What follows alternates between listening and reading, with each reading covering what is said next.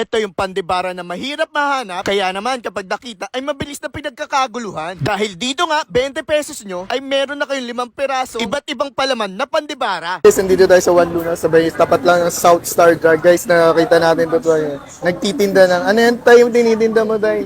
Pandibara. Pandibara. Magkano yan tayo? 5.20 may palaman. Sige nga tayo, sample niya isa. Okay. Ano mga play, ano yan? Menu niya, Reno. sir? Ha? Reno. Reno yan, guys. Tapos dito naman, maglagay ako ng mayonnaise. Tapos maglagay ako ng keso. Ayan. May mayonnaise ba talaga, ano? Oo. Dito na tayo sa malik. Maling. Oo, kasunod natin ham. Ham. Oo. Ang panglima natin ay itlog. Itlog. Ito na yung 5.20. 5.20. Na 5 klaseng palaman. Anong oras ka na pwesto dito, tay? Alas 12 ng tanghali. Alas 12 ng tanghali. Oo. Abay, araw-araw ka na pwesto dito, tay? Oo, araw-araw. Nandito lang ako araw-araw. Balita ko, nagpapatawa ka daw. Ano daw? Isang joke nga dyan, tay. Isang joke nga. Wala naman joke pa.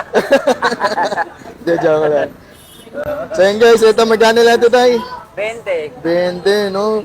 Baka pag may camera lang yung mayonnaise mo tayo, ha? Mayroon yan. Lahat na, kahit walang camera. Laban pa rin yan. Pansin ko sa'yo tayo, palangiti ka. Bakit kaya? Dave, nasanay talaga ako.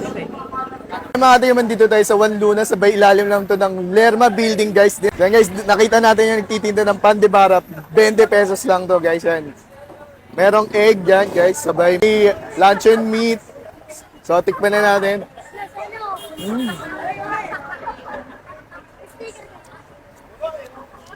Hop. 20 pesos nyo, mabubusog na kayo. 5 peraso na, guys. Yan. Sabay may luncheon meat pa ulit, guys. Yan.